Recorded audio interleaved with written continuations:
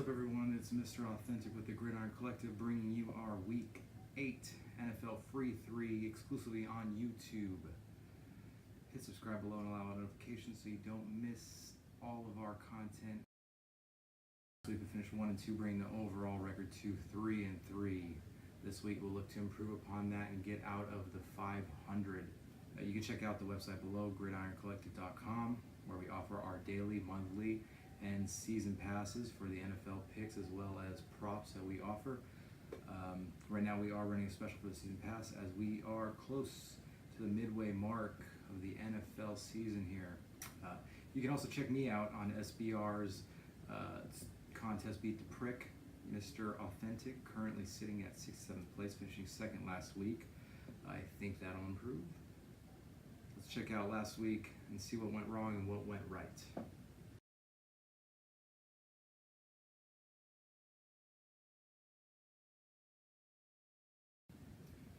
Bears versus Patriots. We had the Patriots -3. They did win and cover. Brady was cooking it up. Cooking up dope with a Uzi. He handled business, and I'm hearing the pundits waking up like, oh yeah, they fixed their shit. Even though we all know that they're terrible in September and pick things up going through October on through the rest of the season. Now they always say congratulations. He's such a twat when his confidence is high.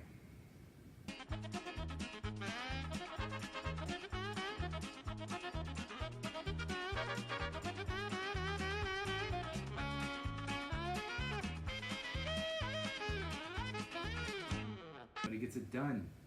And if you like winning money, bet on Tom Brady. The Bears impressed me with their ability to keep up with New England. I think that this is more attributed to the success of Trubisky than it is to how bad that New England defense actually is. Chicago continues to look like they have the ability to win their division. I expect New England to win by 10 plus points. They won by a TD and barely got away with it. So Bears fans should be smiling. They should be happy with Trubisky and the way that their Bears have been playing. After all that we've been through, I will make it up to you. I promise to. Chargers versus Titans was our second play, and we had the Chargers -6.5. They did win, and they beat the Titans. However, they did not cover. Once I heard the news of Melvin Gordon being out, it made me a little nervous about the bet. However, I still feel as though the Chargers shouldn't have given it up that easy. The way I see it is, you'd hope your wife's an amateur as well. You know, I mean, you hope. I mean, that's what makes it so great, is that it's the first for both of you, and that's why to me it is. There's no. It couldn't be any better. Rivers tossed for over 300 and 2 TDs, still impressing as usual. The Chargers gave up the score late in the fourth with 35 seconds left in the game. Vrabel got fired up. He went for 2 to get the win. Yes, I was very pissed watching the whole thing go down. Chargers should never given up that score in the end. And this Watch time for the quarterback sneak right here, Trent.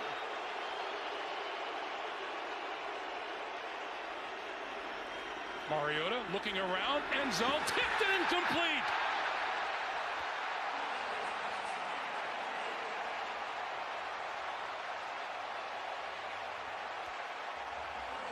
For the Titans, Dion Lewis had himself a nice game with 155 all-purpose yards, and Tarjay Sharp posted a 100-yard game for the first time this year. Even if the Chargers gave up that 2-point conversion and they go to overtime, Chargers get a touchdown win, they still wouldn't have covered the 6.5. So either way, we were screwed. Poor defense in the end is what sealed the deal on this game. Chargers still continue to own the Titans straight up, but they fail to cover. Chargers continue to stack up the wins, and it's looking pretty good for the Powder Puffs. It's not fair. I'm just as tough and strong and mean as Buttercup and Blossom, but they just don't believe me. They'll treat me like a baby. I'll show them. I'll prove that I can be hardcore. Third play we had was the Eagles versus Panthers. We had the Eagles minus 4.5. They lost it in the fourth quarter, up 17-0. No win, no cover, pure trash. The Eagles can't seem to get it right, and that's 2 wins now for Carolina that they had no business winning. I'm still not buying into Carolina, and it's starting to look like the Saints could win that division, even though I'm beginning to lean on Vikings to beat the Saints this week. We will revisit that later. The Eagles struggled to get it done on third down, thus preventing them from sealing the deal. Julius Peppers came up with a very clutch play at the end of the game there with the strip sack, forcing the turnover, and ending the game, giving the Panthers the win. Even with all that said and done, Philly had an opportunity to win the game but fell short with the TD at the end of the game. It would have made the score 24-21, which wouldn't have covered the point spread. Carolina was well aware of the run defense being stout and only ran the ball 17 times while attempting 39 passes. The 17 total runs were successful, mainly coming from Cam, 121 total rushing yards, averaging 7.1 yards per carry. They did a good job finding success where they could. It seems as though Philly continues to let bettors down unless they're playing a hapless Giants team. The Cardiac Cats got it done, and the Eagles turned into the shitbirds once the fourth quarter hit. Shithawks. Big, dirty shithawks. They're coming, Bubbles. They're flying in low. They're swooping down, shitting on people, and dragging them off to the big shit nest. It was a bad break, but that's the way it goes sometimes. I mean, most Eagles fans, I'm sorry, they're just dumb as fuck. Well, last week wasn't that great, even though our best play of the 3 hit nobody likes a loser. Time to get it right on to week 8 and our free 3 for this week. First up, we have the Bears over the Jets in Chicago. We will be taking the Bears -7. The Jets are 2-5-1 against the spread in the last 8 games on the road. The Jets are also 1-7 straight up in the last 8 games on the road. The Jets are 0-4-1 against the spread when playing Chicago, and 1-4 straight up in the last 5 games when playing Chicago. Chicago's 11-4-1 against the spread in its last 16 games at home. Darnold leads the league in INTs. He's an interception machine. He's just turning it over left and right. Trubisky stood toe-to-toe with Tom Brady and nearly came out with the win. Hail Mary at the end. After all that we've been through, I will make it up to you. I promise to.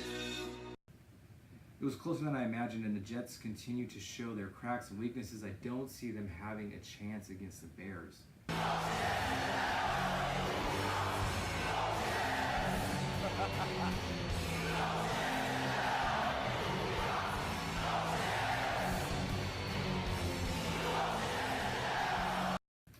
I was thrown off by the Jets' performance against my Broncos.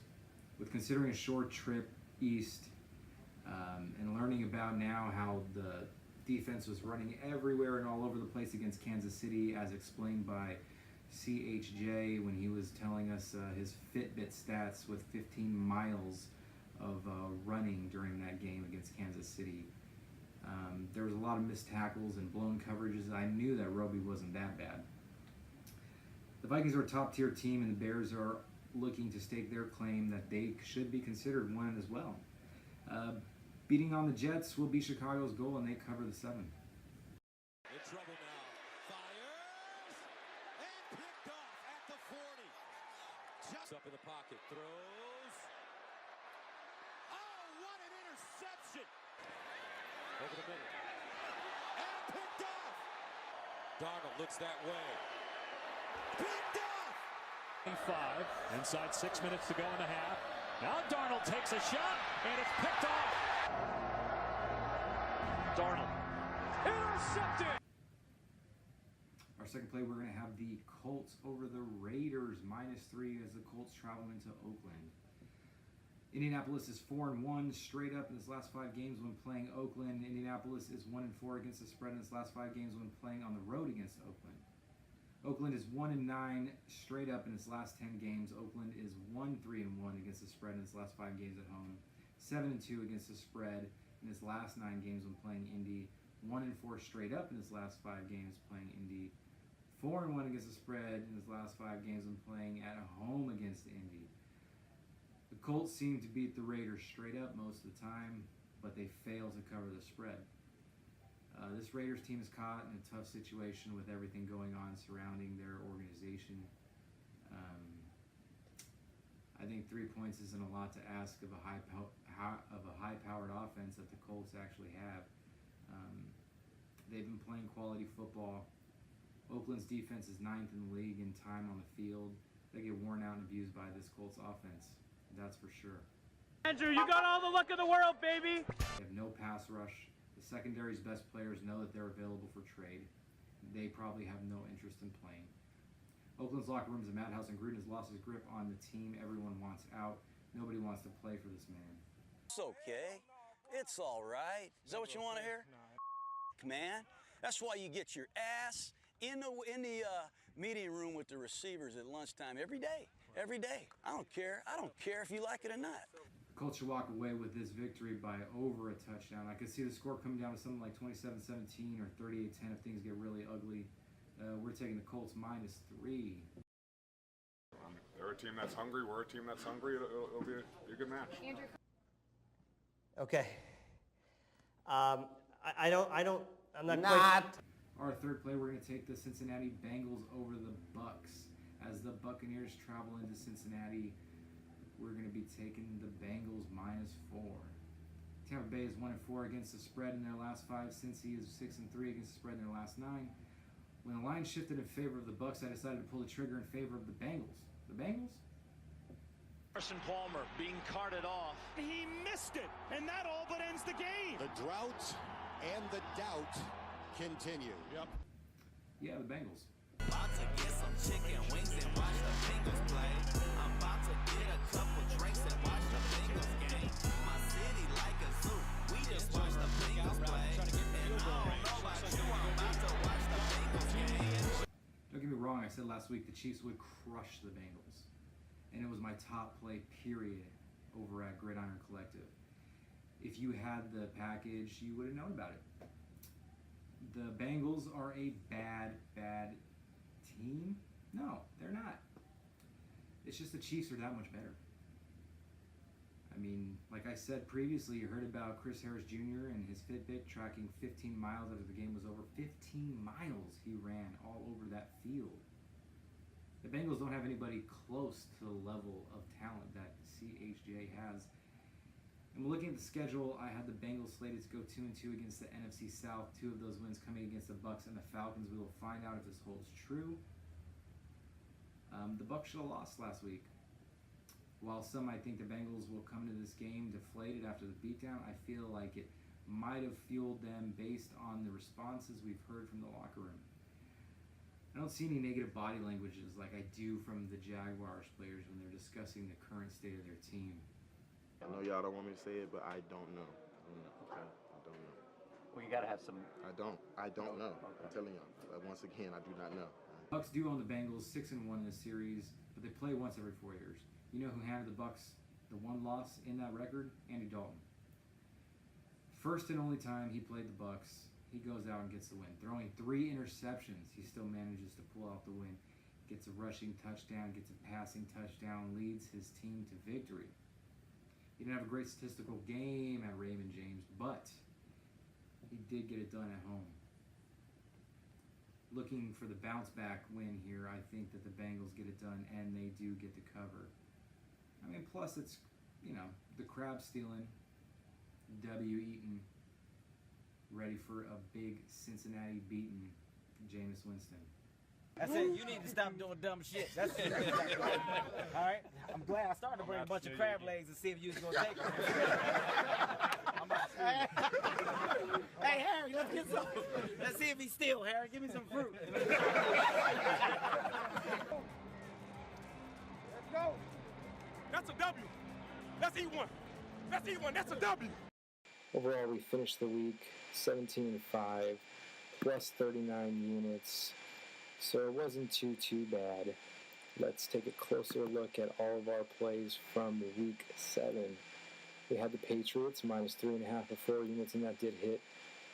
We had the Eagles minus 5, it was a miss. Chargers minus 6.5 was a miss. We had the Broncos on Thursday night minus 1, and they thoroughly thrashed the Cardinals.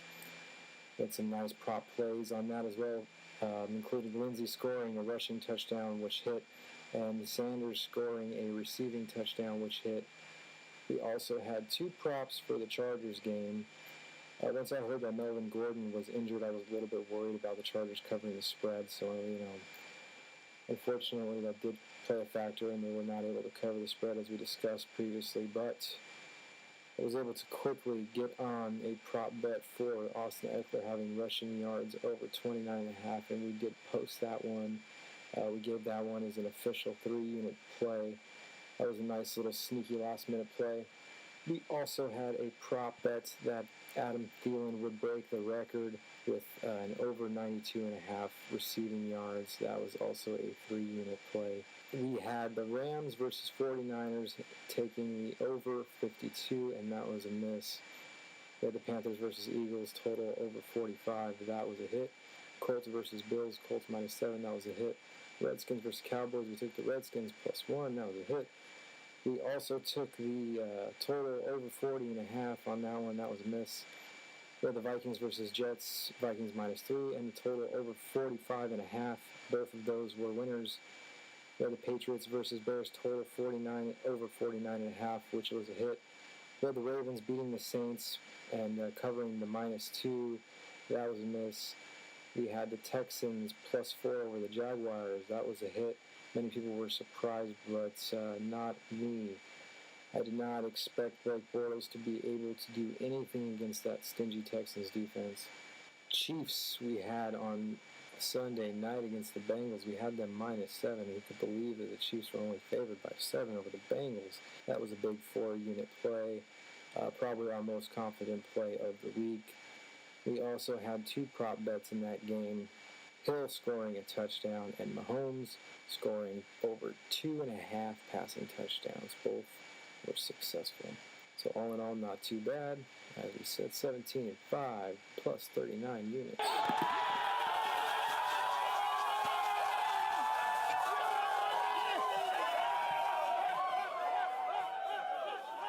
That's going to do it for the Week 8 NFL Free 3 on YouTube, brought to you by the Gridiron Collective. I'm Mr. Authentic.